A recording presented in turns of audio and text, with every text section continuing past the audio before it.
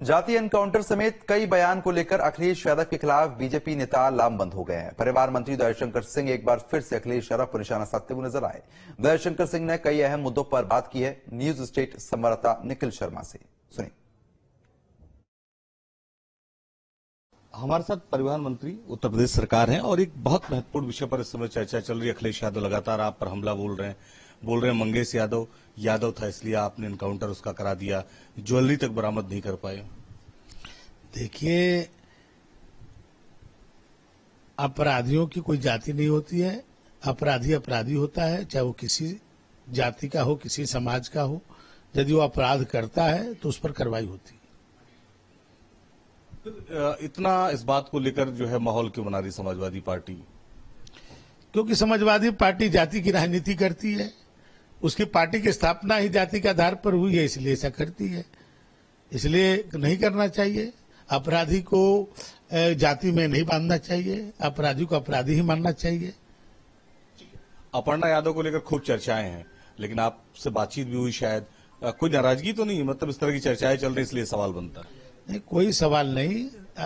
देखिए, अपर्णा यादव पद के लिए भाजपा में नहीं आई हैं, वो एक विचारधारा के लिए आई हैं।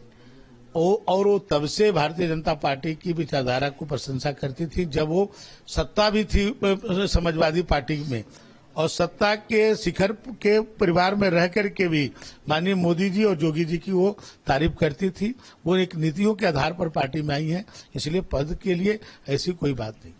लगता है शिक्षकों में जो पिछड़ों की भर्ती वाला मामला था, बड़ा तूल पकड़ रहा था, लोग प्रदर्शन कर रहे थे। आज मुख्यमंत्री मुलाकात करने के लिए गोरखपुर बुला रहे हैं, तो मतलब ये है कि इस मामले को जल्दी आप लोग शॉर्ट आउट कर लेंगे? अब सबको न्याय मिलेगा। एक आखिरी सवाल, चूंकि कुंभ होना है तो उसके लिए परिवहन विभाग ने विशेष सेवा के लिए व्यवस्थाएं की, आप लोगों ने बैठक की, तो परिवहन विभाग किस तरह से रोल निभाएगा? परिवहन विभाग माननीय मुख्यमंत्री जी के दिशा निर्देश पर 7,000 नई बसों का फ्लीट।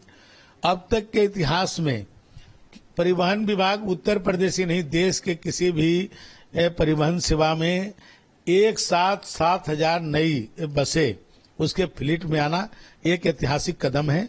और आज मैं आपको कह सकता हूं कि दिसंबर से पहले हमारे उत्तर प्रदेश के परिवहन निगम के बेड़े में 7,000 नई बसें आएंगी।